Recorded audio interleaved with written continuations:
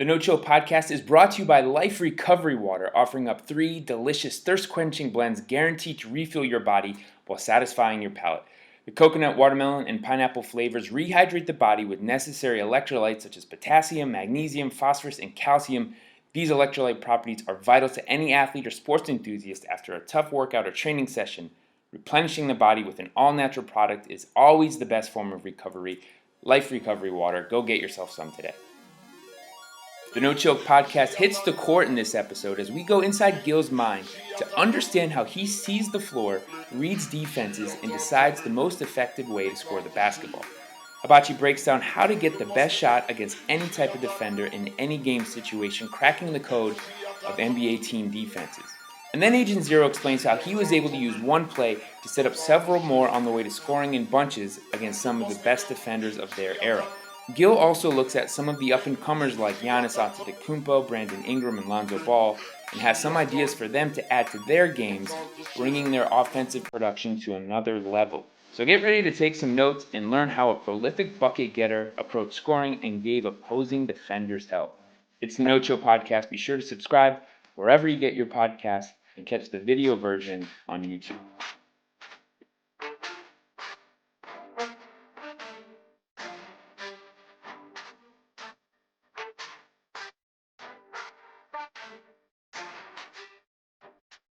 On this episode of the No Chill podcast, we took our show on the road to the Sports Academy, and what we got is Agent Zero here, and we're going to pick the brain of a flat-out prolific scorer. We're talking about what makes guys great, the ways to get to your shot, and things that you can use at home to be an effective scorer. So first thing we want to do is talk about, here's a rock, let's talk about a common situation in basketball. You have a bigger defender on you. Okay, so on a switch, guy pulls out on you, let's say DeAndre Jordan. Okay, so DeAndre's on you. Take us through what's going through your mind. So when I played, everyone was a mismatch problem, especially for me. You know, I was a bigger guard, faster, stronger. So if you just take today's game, so we'll take somebody like a Steph Curry who loves to use the pick and roll. His thinking is different than my thinking. You know, the way he sees the game, he sees it from a shooter standpoint. I was a shooter, but I was a scorer. So what Steph likes to do is he likes to back the big man up, get him moving left to right. You know, so once a big guy moves left to right, Steph can fake like he's going, big man backs, he can shoot. So he's got DeAndre on you. So if he has DeAndre Jordan, he's gonna come play with the ball, make him move, and then fake like he's going to the rim, because big men like to give up the lane because they're scared to get beat. So that's one thing, big men they're scared to get beat to the rim.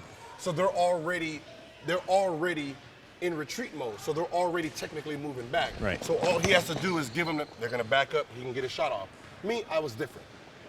If I had a big guy on me, I wasn't settling for a jump shot.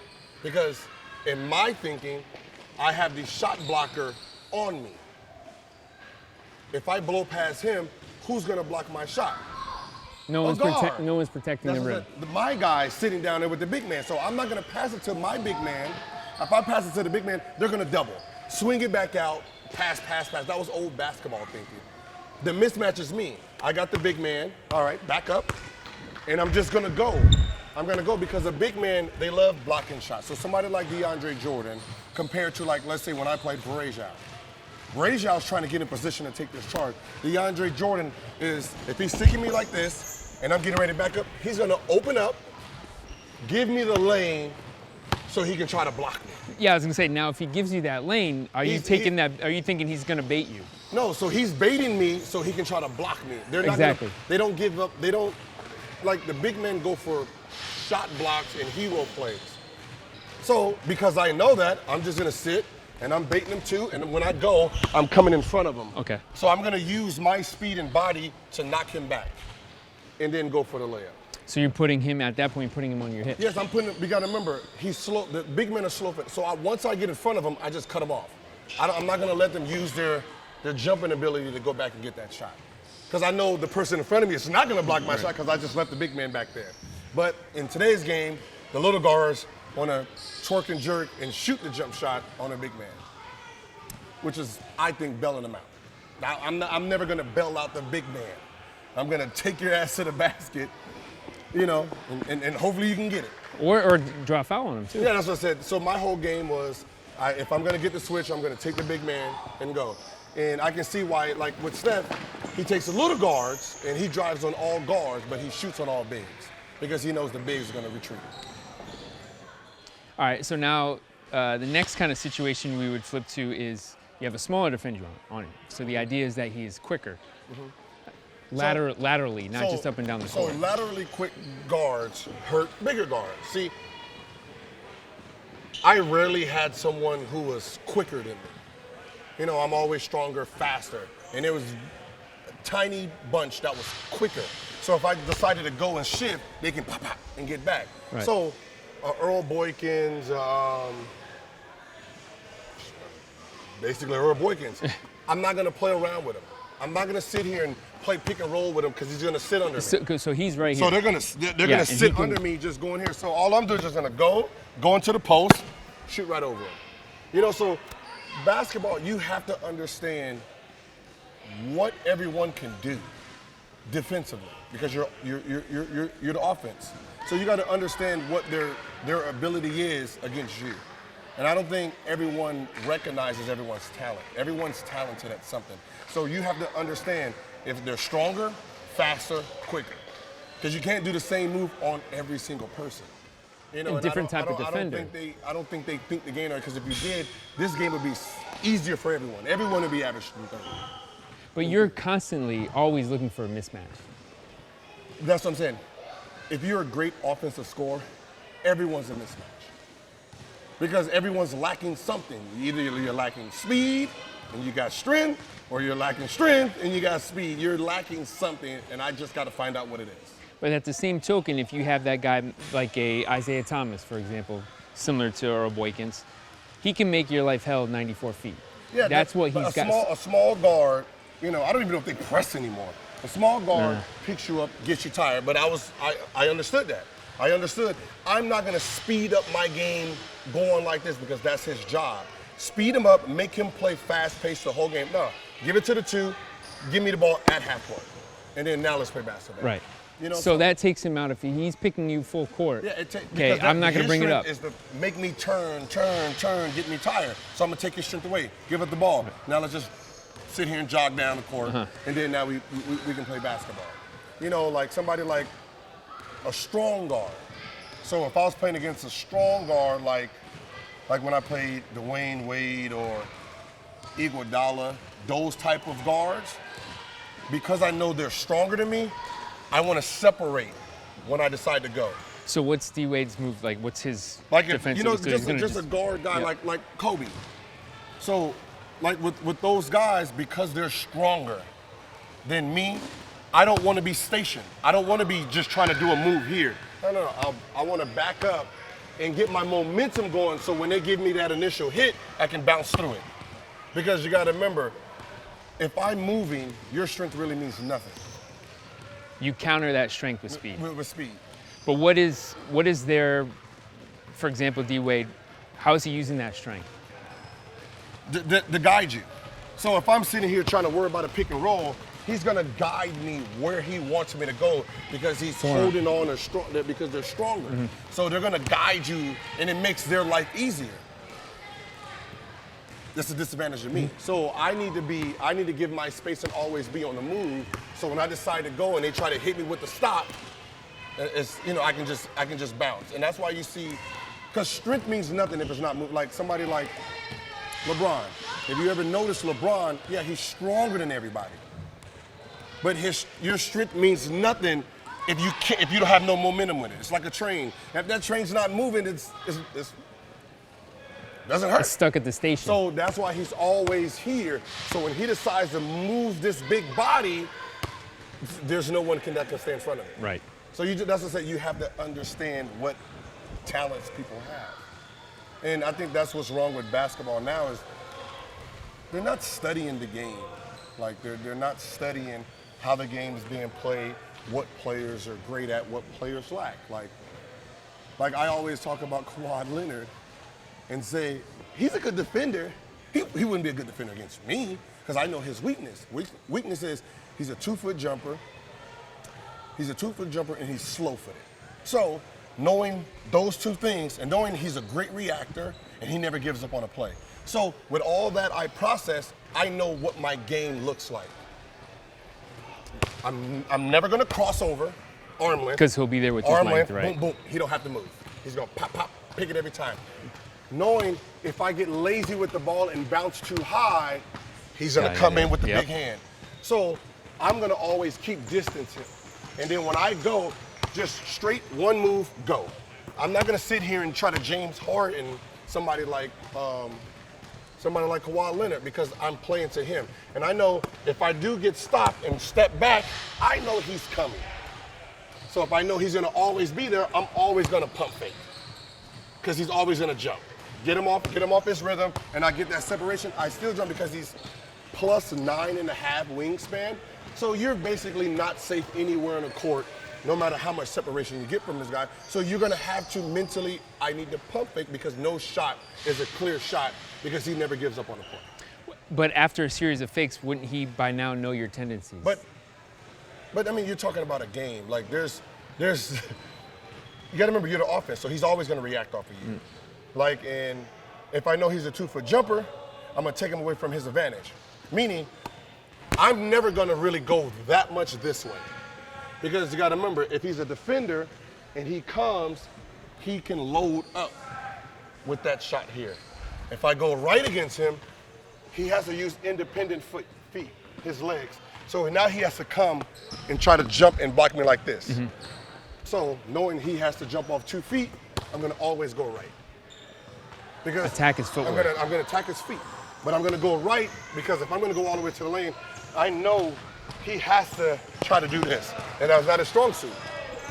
If I go this way, he's gonna ride me and jump off 2 feet. He has the advantage of me going left. But that's what I said, you just gotta know who that player is. I mean, is he an example of a worst case scenario or an ultimate nightmare defender? Depends on what type of player you are. For a guard. Will he stop Kyrie one-on-one? No. No, he would not stop someone like a Kyrie. If he's not gonna stop a Westbrook type. Because the Westbrook doesn't need moves. You gotta remember, a guy who needs 100 moves means he doesn't have foot speed. So if you look at a Kyrie versus a Westbrook, Kyrie needs all this. Kyrie's got 100 moves. He needs you to shift left and right so he can use those 2 steps. Westbrook says, I don't need none of this. I just go 1, 2, I'm gone. Flat out, and right. That's the difference. So depending on who he's sticking, he will rather play against a guy who's dribbling a lot. Because I can just stand there, okay, you're gonna shoot, there you go. That guy who's just gonna go 1, 2, doom to the rim, it's kind of takes away his advantage. So to me, I didn't really look at anybody as a great defender in my mind. There was no such thing as a great defender because you're a great defender in your element of defending. You're not a great defender in my element of scoring. So, if I'm gonna settle for shots, I gotta know if you close out a lot. Like I know with Kirk Heinrich, I don't care where you were, he was gonna jump. So he could be there and I can be shooting here. He's still contesting that jump shot. So you have to understand, what is he being taught?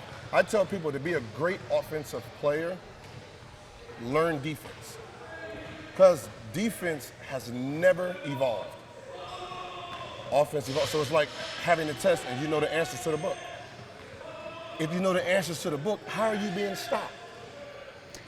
Well, I guess what does evolve is athleticism, guys' size. But principle does not change. True. But if physically someone has a presence that is difficult to, hear me out, you're going to get to a point where, that dude is a monster, right? No. Listen, the guys from Space Jam, the Monstars, everyone's beatable, right? In your mind. None of that would intimidate you. Principle. You still got principle, right? We're on this side. All right, so here's principle. If I have the ball right here, you have to play me exactly how you are right now. Right. Right? So I know from here the type of 2 moves I can do because of how you play. If I come down 2 more feet, exactly what you did, right? Yep. So because I know what you have to do, it's easier for me to train. See, all these kids are being trained by trainers who never played really high-level basketball, and they got good later on in life. So they're teaching them 100 moves, but they don't teach them where these moves work and how these moves work. So it's like, if you're a baseline player or a sideline player, you have to understand what a defender or what your coach is teaching defensively. So if I'm below this line, the defense is supposed to push me baseline. All right, so I know he's giving me baseline, the help is coming, this guy's dropping, right? I know that. So I know the space I have, depending on how fast I am, how strong I am, I know my moves is somewhere in this area. That's where you want to Right? get your shot off. I need to get my shot off because that's the only open shot. Right. A step back in this little corner area. But right? now as a defender, I know that. I'm forcing you baseline. No, you're forcing me baseline, yeah. And I'm forcing you to the help. You're forcing me to the help. Right. Right? So now, as an offensive player, depending on how fast I am, depending on what move I need.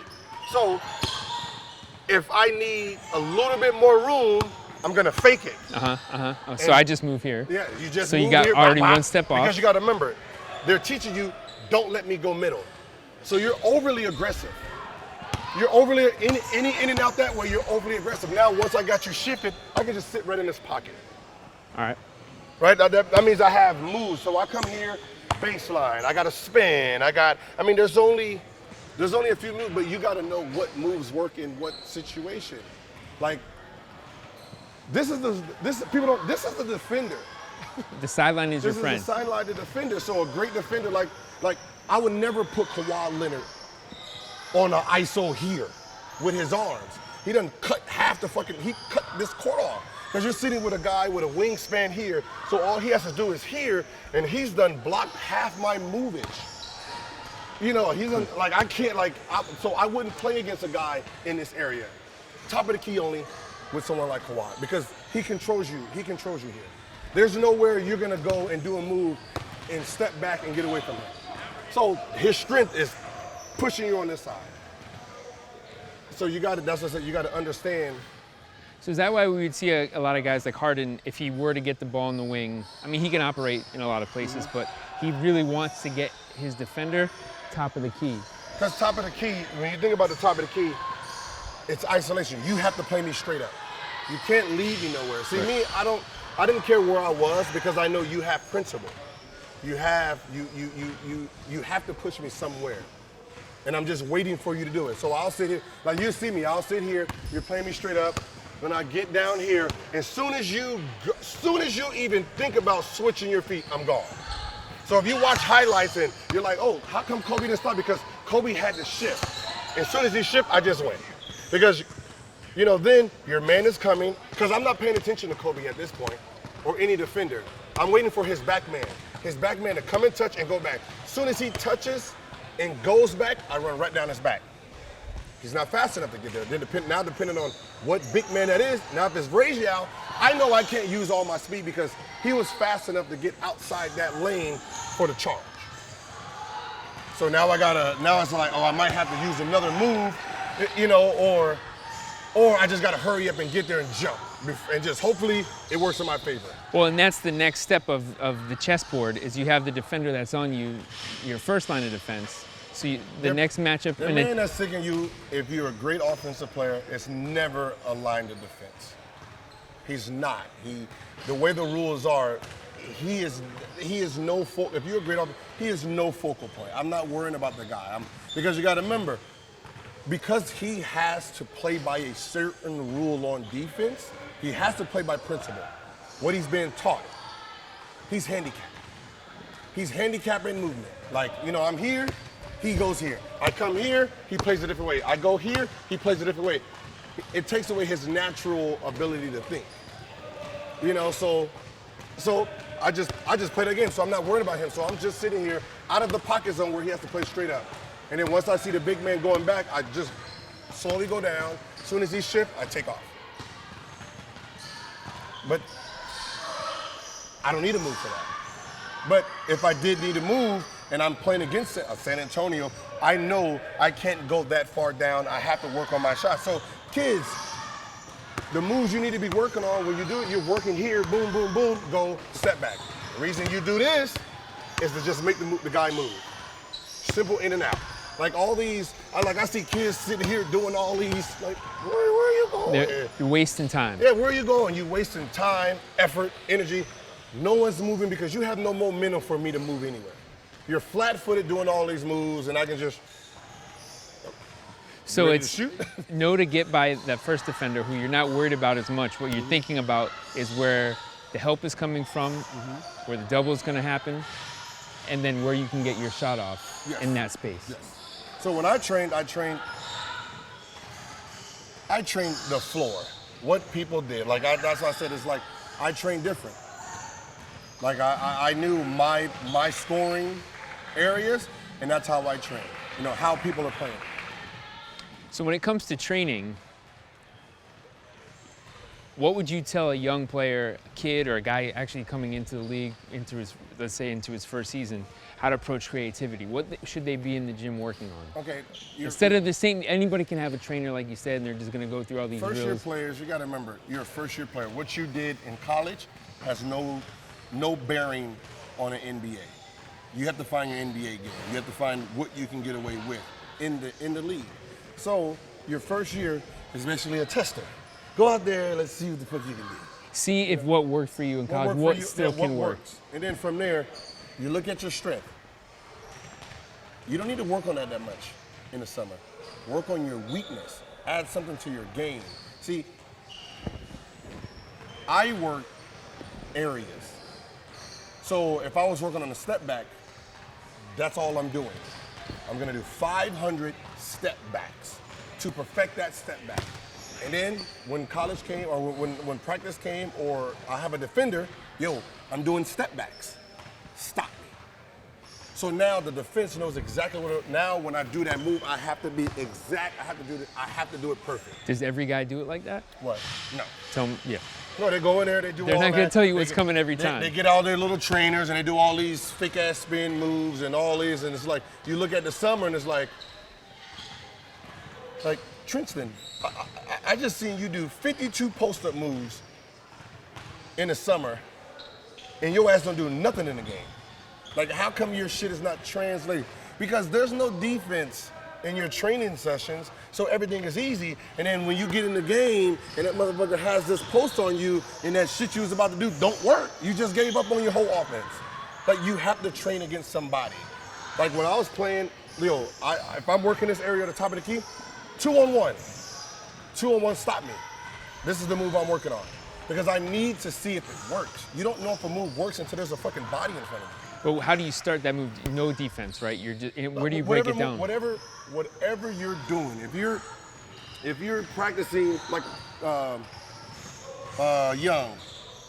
Trey Young.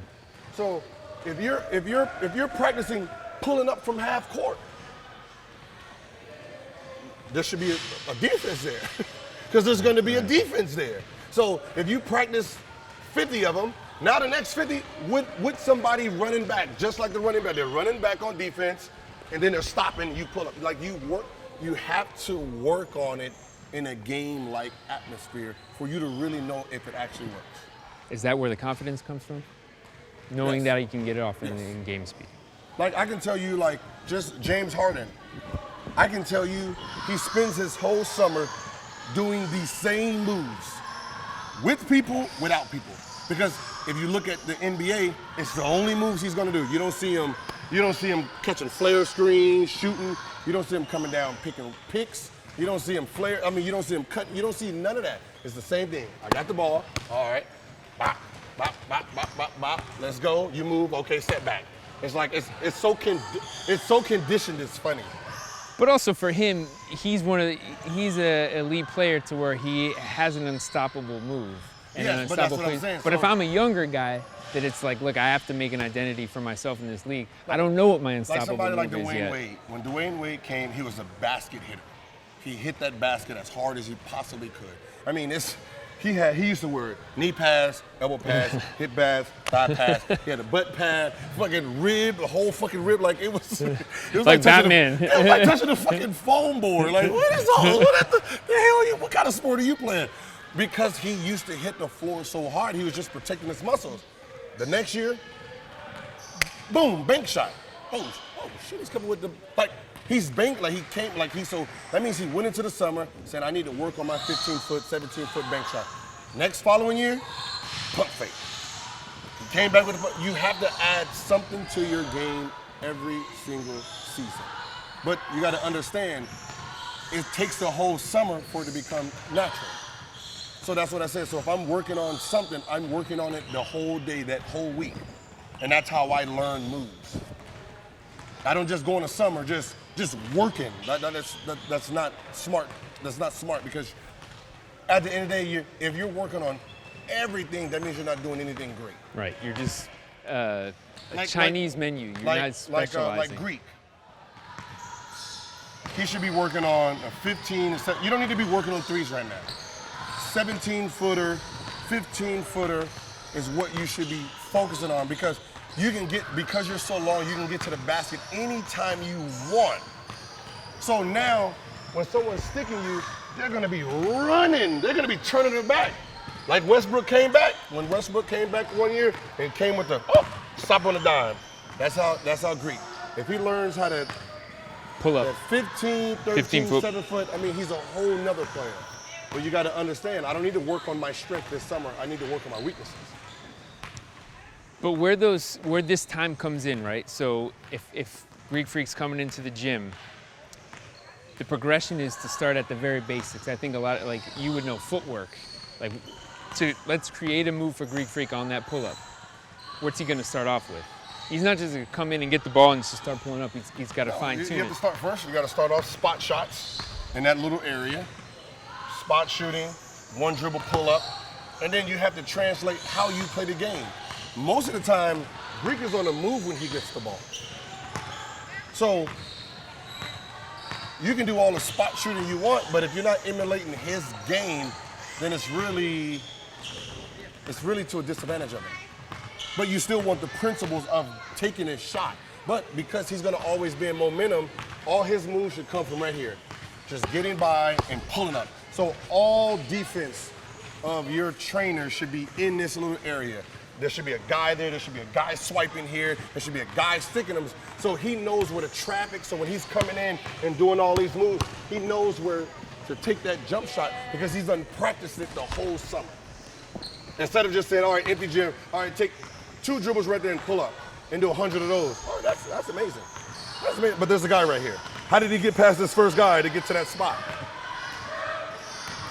And I think that's what's going on, is, especially in the youth, that you got these guys who have all these moves. They just don't know where they're going. Like somebody like Kyrie, I seen him start his move here and finished over there. Yeah.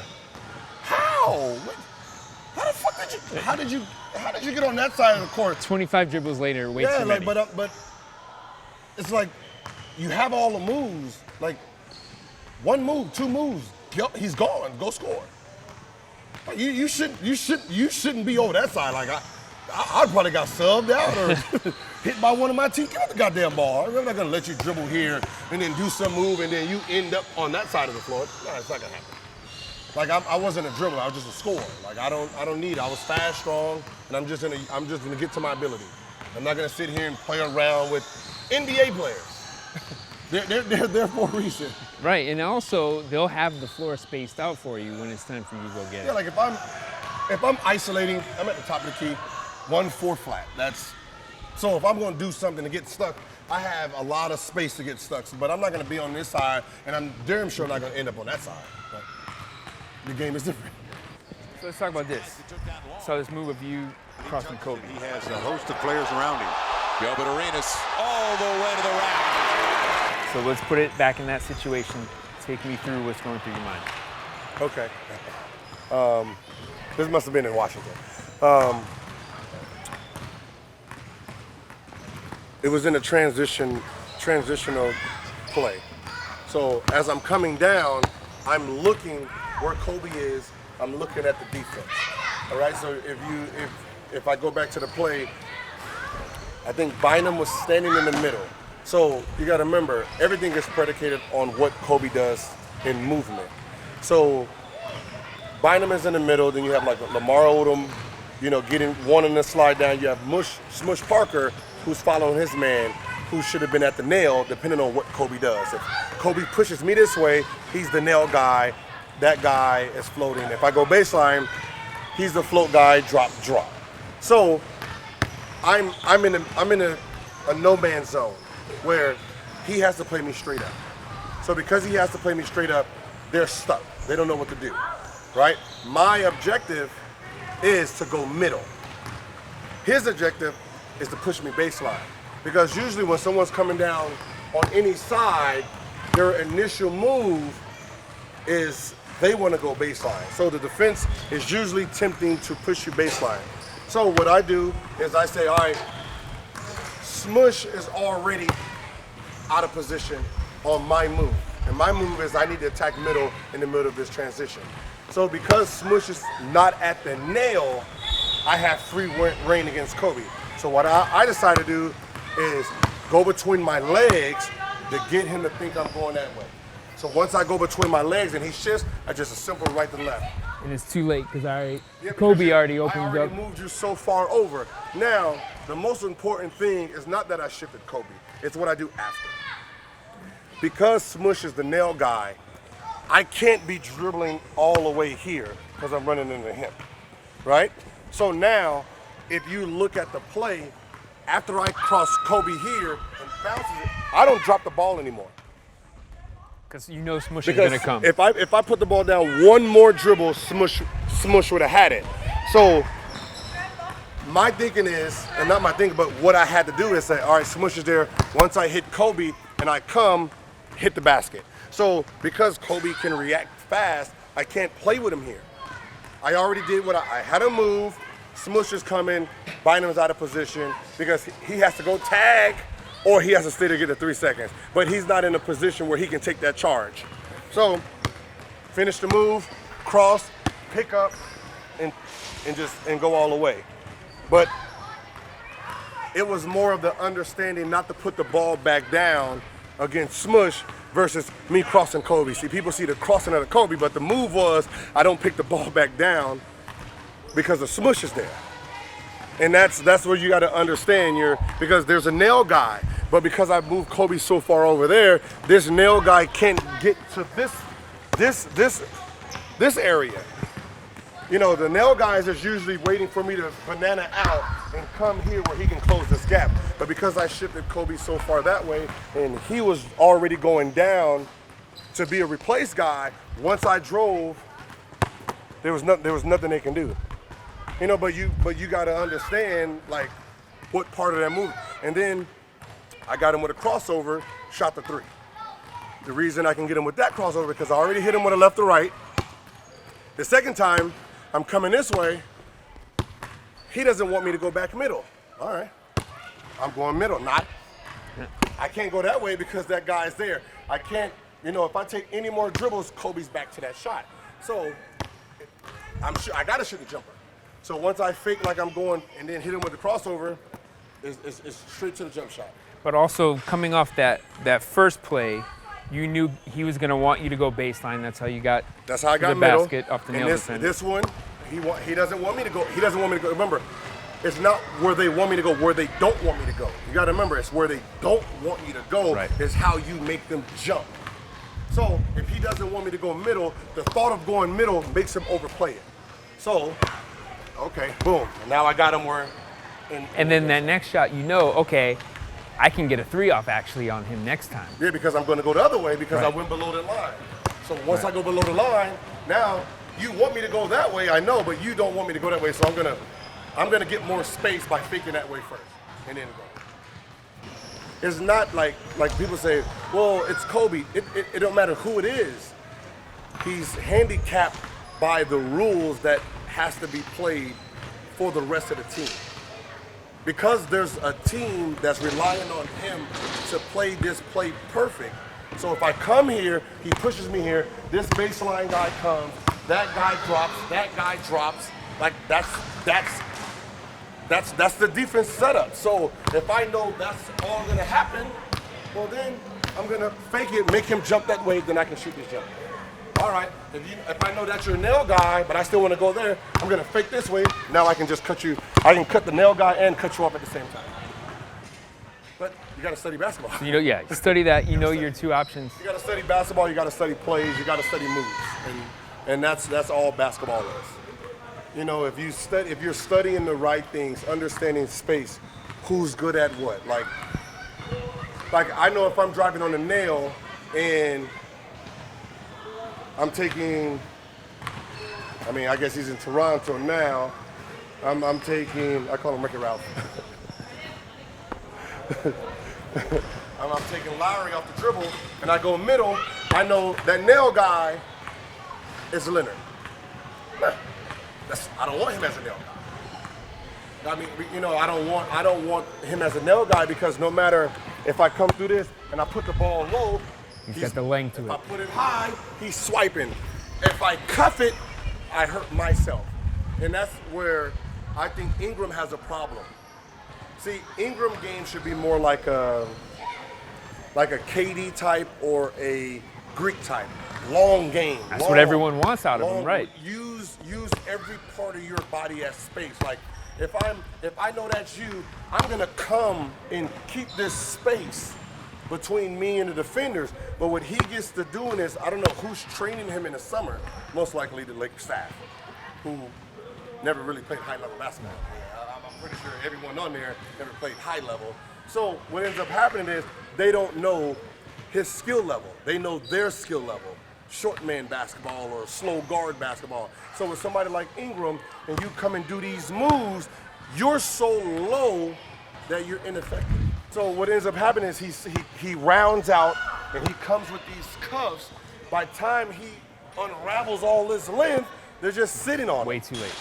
They're just sitting on the length, but if he's coming in the lane and the ball is already here, there's really nothing there's nothing they can do.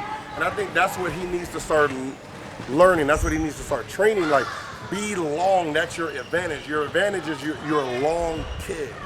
Like all this playing this small. That just helps out the fucking defense. Because you gotta come up at some point, and they're just gonna be waiting for you to unravel all that. Give me that. He's playing small. Yeah, he plays small. He just plays too small. Then he has to chuck up something and then try to go get it back. But instead of just playing upright and just, you know, now because he's his length, I gotta sit here and just try to play. That's why if you look at KD, he's gonna sit here, play, and just pull up because he's taller than everybody. So no matter what you're doing, you're not challenging his shot. If you want to challenge KD's shot, you gotta hit him before it gets past his chest. So when you're playing him, you gotta know, okay, he's right-handed. He's right-handed. So when he comes, he has to. I'm just gonna sit in his pocket on him. So play underneath him. I'm just gonna play underneath him, and then that's where he's, you know. Then he has to bounce it high here to try to shoot up here. It's just all about learning, adapting. You're a computer. You know, your computer, just like a iPhone 4 went to an iPhone X. There's levels and there's more data. Same thing here. Keep updating. You got to keep updating your skills. There's no such thing as a sorry player. That player is good at something. If it's a spin move, if it's a step back, if it's a crossover, he's perfected something. Learn it. Learn how he gets that off. Like, I know Kobe used to practice with people, not so he can teach them to see what they're like. Oh, okay, he can't push off his left foot very well. So when he plays him in the game, he knows you can't push off very well on your left. You know, so it's just like little things like that gets you to that next level. Most important thing is watching, learning, adapting. You know, I can't tell a first-year guy, like, yo, work on this, because I don't know what your mode is. I don't know what, like, I remember when I talked about Lonzo's shot, and I seen a flaw that, okay, when he goes right, you know, he can never pull up because he has to twist. He's more of a catch and shoot guy, but now if I had to tell him something, I'm telling him this. You're probably the most unselfish guard in the NBA, but your assists only go from 7 to 11. The only reason that is because you're not aggressive. No matter how many times you pass the ball, if you're not passing it to them where they need it, it's meaningless. You're doing them disjustice. I mean, passing the ball up and giving it, but doing this to get it back, to do this to get it back, it's pointless. Like, use your God-given talent. Drive, Get these people committed. Pass that out. But that's the only thing. If I'm going to tell him to change something, attack. Because you got to remember, we as players, the defense has to stop that ball. But if you're never going to drive and you're never going to be aggressive, how's he getting open? If you're not going to drive to this point and this guy comes for you to pass it, how is he going to get a shot open?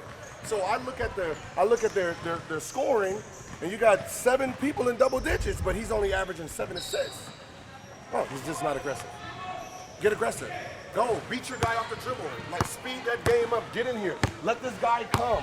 Throw that out. Pass it, because he's unselfish, so everybody's going to want to play with him.